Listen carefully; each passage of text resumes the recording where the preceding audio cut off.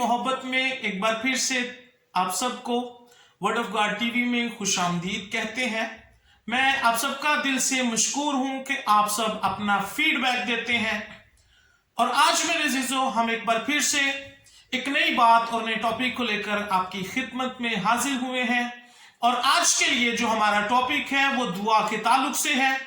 और इसके लिए आज हमारे पास जो हवाला है वो मुकद्दस याकूब का खत, उसका 5वां बाब, और इसमें कुछ यूं मरकूम है गलबन उसकी 13वीं आयत से हम 15वीं आयत में दुआ के ताल्लुक से चंद एक बातें सीखते हैं। और यहां पर लिखा है, अगर कोई मुसीबत ज़दा हो तो दुआ करें, खुश हो तो हम के गीत गाए। मेरे अजीजों, आज जो हमारा टॉपिक है वो दुआ के ताल्लुक से है। मैं आपको बताना चाहता हूं मेरे अजीजों, बाज़ हम दुआएं तो करते हैं, लेकिन लोगों की शिकायत ये होती है कि हमारी दुआ कबूल क्यों नहीं होती, या हमारी दुआ में असरात नहीं है, हमारी दुआ में असर नहीं है, या हमारी दुआ बड़ी वीक है। तो मैं आज खुदा का अदना सा खादिम होते हुए हम खुदावंद के कलाम में से सीखेंगे कि हमारी दुआओं के अंदर क्या क्या खामियां हैं और किन किन खामियों को दूर करना है और कौन कौन सी चीजों को आज हमने ऐड करना है। आइए मुकद्दस कलाम में से हम सीखते हैं। तो मेरे अजीजों, दुआ के लिए इब्रानी जुबान, और जैसे मैं आप इससे पहले कि मैं इब्रानी का लफ्ज आपको बताऊं, मैं बताना चाहता हूं कि जो लफ्ज दुआ है ये बहुत पुराना लफ्ज है, ये आज का नहीं है, बल्कि अहद अतीक में ये खरूज की किताब ही से ये लफ्ज चलता आ रहा है, और पैदाइश की किताब में भी आपको ये लफ्ज बार बार मिलेगा। और ये लफ्ज जो दुआ है, इसके लिए इब्रानी जुबान में इसके लिए जो लफ्ज इस्तेमाल हुआ है तफीला लफ्ज इस्तेमाल हुआ है दुआ के लिए। और यदीश, और ये जो यदीश लैंग्वेज है, ये मैं आपको बताना चाहता हूं, ये इब्रानी जुबान की बिगड़ी हुई शक्ल है। पोलैंड और जर्मनी के लोग जो यहूदी हैं वो इस जुबान को, यदीश को ये बोलते हैं। और यदीश के अंदर भी दुआ का जो लफ्ज इस्तेमाल हुआ है वो दावेन या दावेन, इब्रानी जुबान के अंदर तफीला। अब मैं तफीला के ताल्लुक से चंद एक बातें आपको बताना चाहता हूं। एक और लफ्ज है इब्रानियों में, हिब्रू लैंग्वेज के अंदर दुआ के लिए, एक हमने पढ़ा तफीला और दूसरा पालल। अब जो तफीला लफ्ज है, जो यहूदी थे वो अपनी रूहानी जिंदगी में दुआ को नब्ज यानी वेन और दिल की धड़कन का दर्जा देते थे। वो कहते थे अगर इंसान की वेन बंद हो जाए तो जिंदगी को खतरा है, जिंदगी खत्म हो सकती है, जिंदगी खतरे में पड़ सकती है। और अगर रूहानी जिंदगी में दुआ नहीं है तो फिर भी आपकी रूहानी जिंदगी जो है, आपकी जो शख्सियत है, आपकी जो आसमानी जिंदगी है वो खतरे में पड़ सकती है। वो उसको वेन और दिल की धड़कन का, और इसी तौर से अगर दिल की धड़कन बंद हो जाए तो इंसान का जिंदा रहना मेरे अजीजों नामुमकिन है। तो ये वेन का और दिल की धड़कन के दर्जा देते थे अपनी रूहानी लाइफ के अंदर अहले यहूद में। और जब ये दुआ करते थे, ये रोजाना की रूटीन में, हफ्तावार, महीनावार, और इसको कह सकते हैं सालाना जो इनकी दुआएं होती थी, ये इनफरादी और इज्तिमाई तौर पर ये दुआएं करते थे। और जब ये दुआ करते थे मेरे अजीजों, इनका एक खास किस्म का पैटर्न होता था, स्टाइल होता था दुआ करने का। और ये कहते थे कि जब हम दुआ करते हैं तो हम कदीम रिश्ते में कदम रख लेते हैं, यानी उस रिश्ते में जिस रिश्ते में इनके अबाओ अजदाद कदम रखते थे, जिस रिश्ते से इनके अबाओ अजदाद ने बातें की खुदा से, ये वही आज भी दुआ करते हैं और ऐसा फील करते हैं कि दुआ के अंदर हम कदीम रिश्ते में कदम रख लेते हैं। और जैसा ताल्लुक अब मुकद्दस अब्राहम का खुदा के साथ था, जैसा याकूब का खुदा के साथ था, वैसा ये खुदा के साथ जो ताल्लुक है उसको फील करते थे। ये दुआ के उनके अंदर जो दुआ की रवायात थी, इस तौर से वो दुआ को बड़ी अहमियत देते थे। दिल की धड़कन और वेन का दर्जा हासिल था दुआ का। और जो लफ्ज पालल आपके सामने मैंने रखा है, इसके लिए और भी इसके मानी अख्ज किए जाते हैं, जैसे कि सोचना, फैसला करना। फैसला करने के लिए भी लफ्ज पालल इस्तेमाल हुआ है, सोचने के लिए भी लफ्ज पालल इस्तेमाल हुआ है। और जो फैसला करना है कि इसी थिंक से, इसी सोच से ये इस्तेमाल करते हैं, जैसे हम फैसला कर लेते हैं। तो जब हम दुआ करते हैं मेरे, जब यहूदी दुआ करते थे तो एक तौर से फैसला कर चुके होते थे कि हमने मांगना किसे, मुंतखिब शुदा। तो दुआ के अंदर वो सिर्फ ये फैसला करते थे, हमने एक खुदा से मांगा, सुने इसराइल तेरा एक खुदा है। तो ये बातें उनके जहन में होती थी, फैसला करना। और फिर शिफात करना, ये भी पालल के लिए, शिफात के लिए लफ्ज पालल इस्तेमाल होता था। ये मेरे अजीजों अहले यहूद के अंदर दुआ की जो उनको दुआ को वैल्यू दी जाती थी। ये चंद एक बातें, और बहुत सारी बातें हैं, लेकिन मैं चाहता हूं इसको लेकर आगे बढ़ा जाए। मेरे अजीजों, बाइबल मुकद्दस में आप जब भी दुआ करें, आप 3 चीजों को हमेशा बेस बनाकर दुआ करें। पहला जो हमारा आज का पॉइंट है वो ये है कि जब भी आप दुआ करें, आपके गिले शिकवे खुदा उनके फजल से दूर होंगे, आपकी शिकायत दूर होंगी। लेकिन इससे पहले मेरे अजीजों, हमें अपने आप को और अपनी दुआओं को दुरुस्त करना है। तो मैं आज आपके सामने रखना चाहता हूं, आप जब भी दुआ करें, पहली बात सीख लीजिए, किस चीज को बेस बना के आप दुआ कर रहे हैं। ईमान क्या है? दुआ करने के लिए हम ईमान पर बेस करते हैं, दुआ करने के लिए ईमान पर, और ईमान के लिए हम खुदा पर बेस करते हैं। तो बाइबल मुकद्दस में आपके लिए एक आयत रखना चाहता हूं। मुकद्दस कलाम से हम देखते हैं, पैदाइश की किताब, शरीयत की पहली किताब, उसका 18वां बाब और उसकी 14वीं आयत मुबारका में यूं लिखा है, क्या खुदावंद के नजदीक कोई बात मुश्किल है? मेरे अजीजों, ये आपकी दुआ की बुनियाद होनी चाहिए, ये आपका माइंड सेट होना चाहिए आपकी जिंदगी के अंदर। मेरे अजीजों, ये आयत बेस होनी चाहिए। क्या खुदावंद के नजदीक कोई बात मुश्किल नहीं है? खुदावंद के नजदीक, मेरी बहन, मेरे भाई, आपको बता देना चाहता हूं, इस कलाम की इस आयत को अपनी जिंदगी में बिठा लीजिए और सोचिए कि मेरे खुदा के नजदीक कोई बात मुश्किल नहीं है। वो जो तूफानों को थमाने वाली हस्ती है, वो जो जिसने तख्लीक कर दिया हर एक चीज को, और उसके अगर मैं काम बयान करता जाऊं तो ये वक्त खत्म हो सकता है, जिंदगी खत्म हो सकती है, लेकिन उसके अजायब खत्म नहीं होंगे।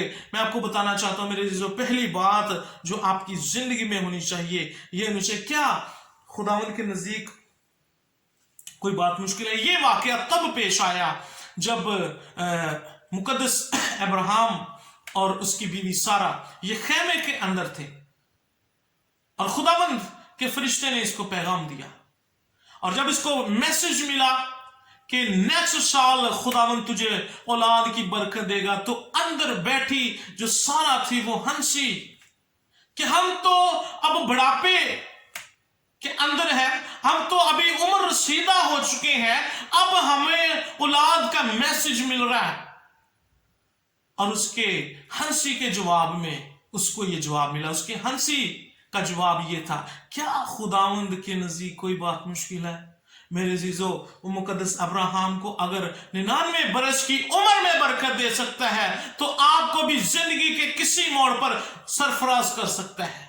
खुदावंद में खुश रहिए और इस बात को बेस बनाए। दूसरी जो आयत को आप बेस बना सकते हैं, नंबर 2, मुकद्दस पौलुस रसूल का खत इफिसियों की कलीसिया के नाम, उसका 3रा बाब और उसकी 20वीं आयत मुबारका, उसमें लिखा है कि खुदावंद हमारी दरखास्तों और ख्यालों से बढ़कर, हमारी दरखास्तों और ख्यालों से ज्यादा काम करता है।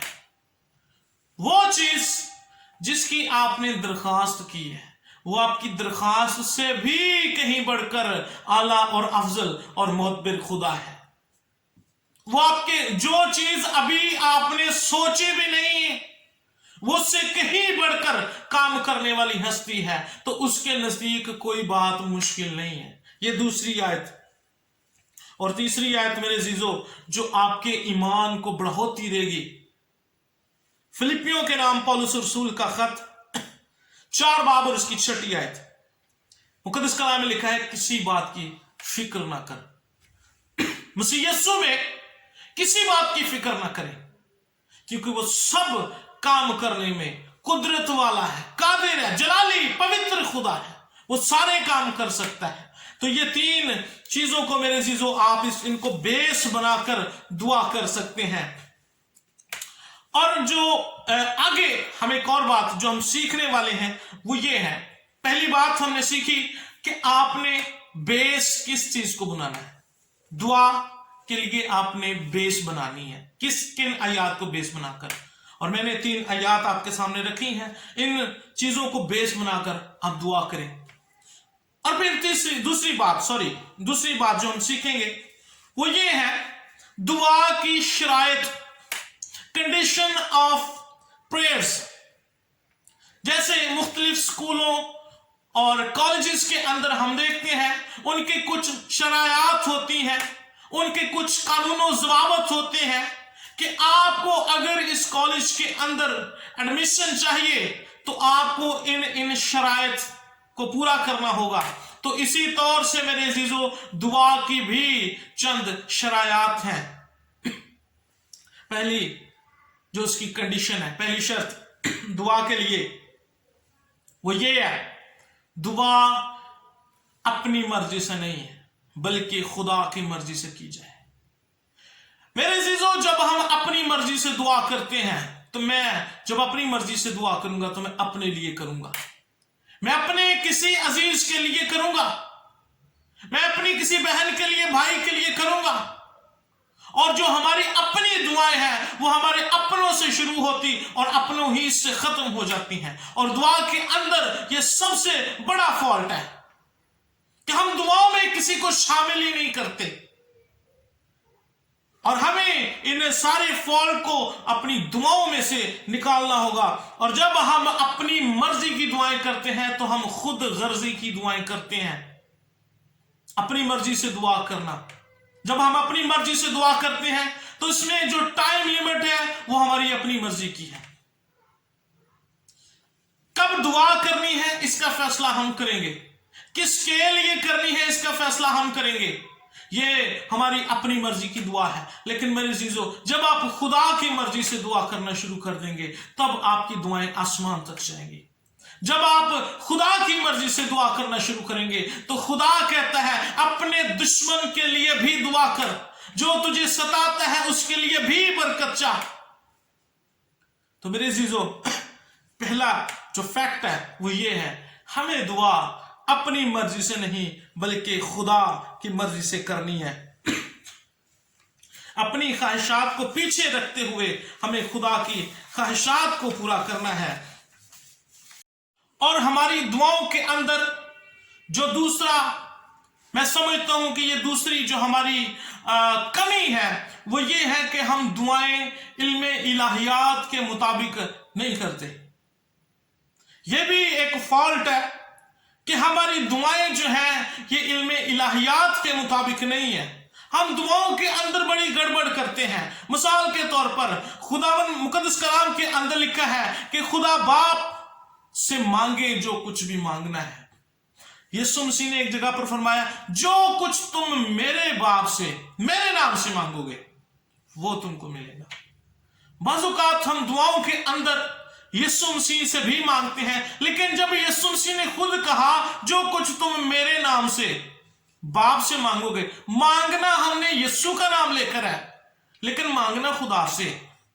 आप पूरी दुआ के अंदर खुदा बाप के साथ मुखातिब रहें, लेकिन उसके यीशु मसीह के नाम से मुखातिब रहें। कुछ भी मांगना है, कुछ भी बात करनी है, यीशु का नाम लेकर करें।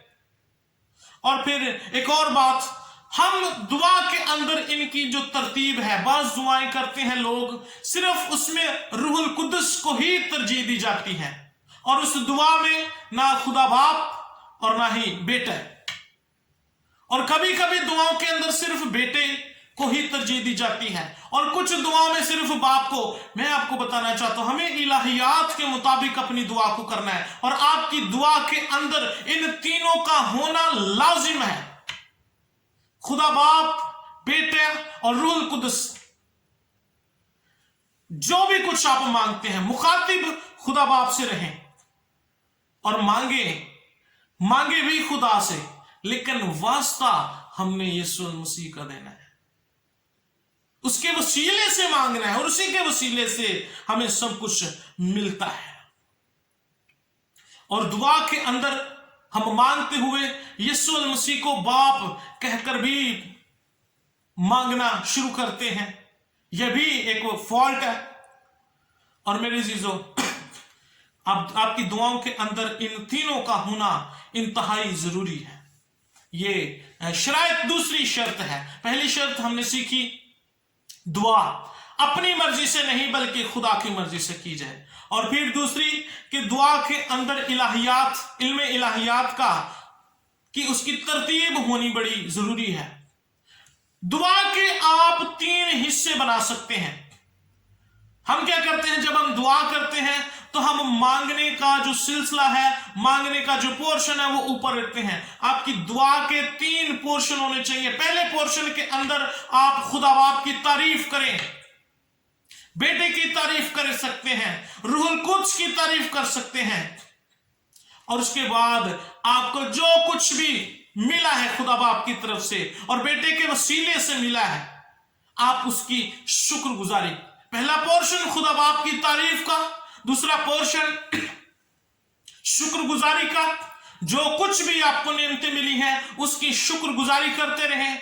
और जो तीसरा पोर्शन है, तीसरे पोर्शन के अंदर आप अपना हार्ट शेयर कर सकते हैं, अपनी जरूरियात खुदा के सामने रख सकते हैं। लेकिन हम अपनी जरूरियात का पोर्शन नीचे से उठाकर ऊपर लेके आते हैं। हमें अपनी दुआओं को मेरे अजीजों दुरुस्त करना होगा। और फिर एक और बात शरायत के अंदर, वो ये है, दुआओं के अंदर गुनाह का इकरार होना बहुत जरूरी है। गुनाह के साथ दुआ कबूल नहीं हो सकती, यह मुमकिन ही नहीं है। हम गुनाह भी करें, गुनाह की जान भी ना छोड़ें और खुदा से दुआ की कबूलियत की आस भी लगा के बैठे। मेरे अजीजों, अपने आप को पहले हम तौबा करें गुनाहों से और फिर खुदा की हजूरी में जाएं, तो मेरा ईमान है जरूर खुदावंद हमारी दुआओं को सुनता और कबूल करता है। आपकी दुआ के अंदर गुनाह का इकरार भी जरूरी है। और गुनाह के 3 स्टेप है, एहसास गुनाह, इकरार गुनाह और तर्क गुनाह। पहली बात, गुनाह का एहसास हो जाना कि हाँ ये मैंने गुनाह किया है, इस बात का एहसास होना, उसका इकरार करना दुआ के अंदर खुदा के सामने। इकरार बड़ा जरूरी है। और फिर उसको तर्क करना, ये नहीं उसको भी साथ रखना और दुआ को भी, तो फिर दुआएं कबूल नहीं होती।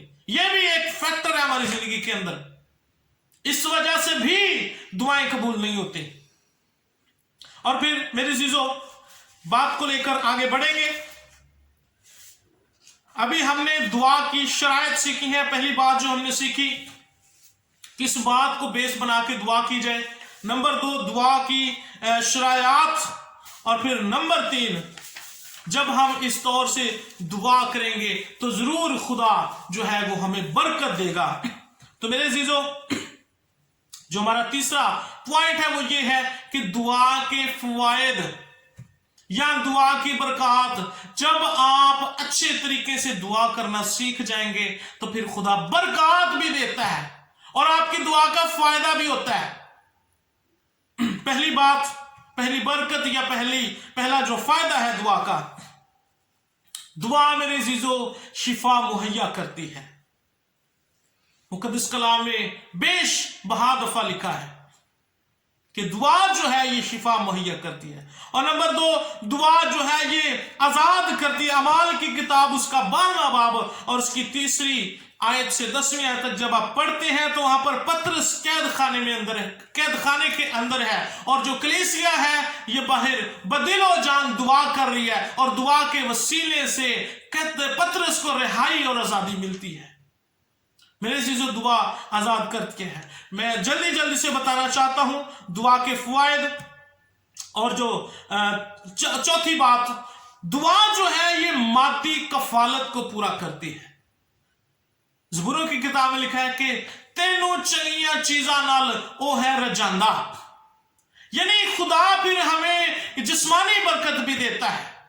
हमारे घरानों के अंदर मुख्तलिफ अशिया भी आ जाती हैं, मादी बरकत भी मिलती है। और जो दुआ का जो छठा फायदा ये है कि दुआ दुश्मनों पर फतह दिलाती है।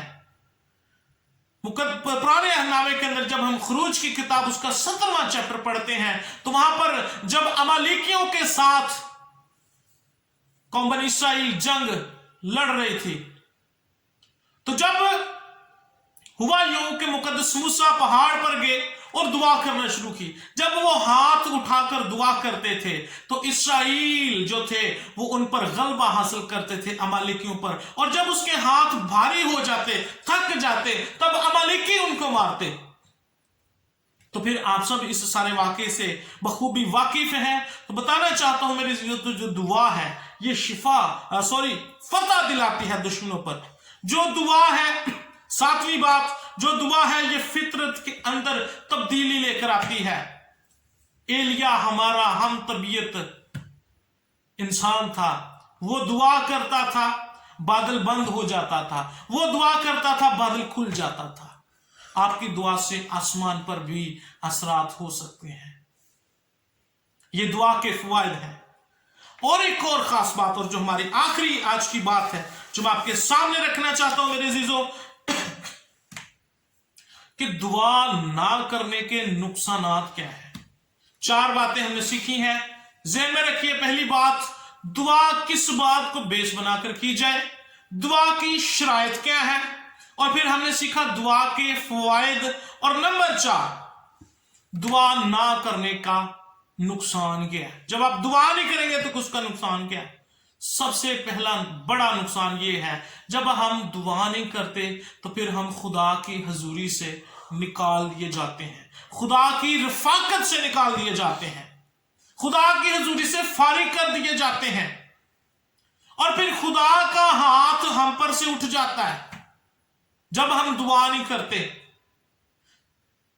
जब हम देखते हैं कि सौल की जिंदगी से खुदा का हाथ उठ गया तो फिर इब्लीस का हाथ उस पर आ गया। जब हमारी जिंदगियों से खुदा का हाथ उठ जाएगा तो फिर इब्लीस का हाथ आ जाएगा। जब इब्लीस का हाथ आ जाएगा तो साथ में लानतें भी लेकर आएगा, साथ में लड़ाई झगड़ा भी लेकर आएगा। ये दुआ के नुकसानात हैं। घरानों के अंदर अफरा तफरी पैदा हो सकती है, घराने तबाही और बर्बादी का शिकार हो सकते हैं। जब मेरे अजीजों हम दुआ नहीं करेंगे तो हम यीशु मसीह के हकीकी शागिर्द नहीं ठहर सकते। जब हम दुआ नहीं करेंगे तो हम खुदा बाप के बेटे और बेटियां ना कहला सकेंगे। जब हम दुआ नहीं करेंगे तो हम यीशु मसीह की करीब नहीं जा सकते। ये दुआ एक वाहिद वसीला है जिसके वसीले से हम खुदा बाप के और बेटे के करीब जा सकते हैं। और एक और खास बात आप सबके सामने रखना चाहता हूं मेरे अजीजों, जब हम दुआ ना करना भी गुनाह है। सैमुअल एक जगह पे कहते हैं, मुकद्दस सैमुअल, कि खुदा ना करे कि मैं दुआ ना करके गुनहगार ठहरूं। तो मेरे अजीजों दुआ ना करना भी गुनाह है। जब हम दुआ नहीं करते तो फिर हम खुदा के अजायब भी नहीं देख पाते। खुदा हमारी जो रूहानी बसीरत है वो ऑटोमेटिकली दुआ ना करने के वसीले से धुंधलाने लगती हैं, खुदा के काम नजर नहीं आते। मेरे अजीजों, मेरी आप सबसे रिक्वेस्ट है, गुजारिश है, अपनी जिंदगी को दुआया बनाएं। जैसे एक मोबाइल जब तक उसको चार्ज ना किया जाए वो चल नहीं सकता, तो यहूदी जो थे वो दुआ को वेन और दिल की धड़कन कहते थे। आज हम क्या दर्जा दे रहे हैं दुआ को? हमारा तो आज बहुत सारे लोगों का दुआ के बगैर गुजारा होता है। लेकिन मेरे अजीजों, दुआ के बगैर हम किसी काम के नहीं है। दुआ अपनी जिंदगी की रूटीन बना ले, जैसे खाने के बगैर आप काम नहीं शुरू करते, दुआ के बगैर आपकी जिंदगी का आगाज ना हो। मेरा ईमान है आज के कलाम के वसीले से हमने बड़ी बरकत हासिल की है, और मैं आप सबका एक बार फिर से मशकूर हूं और आपसे रिक्वेस्ट करना चाहता हूं कि इस चैनल को लाइक करें, कमेंट करें और इसको सब्सक्राइब भी करें। खुदावंद आप सबके साथ हो। शुक्रिया।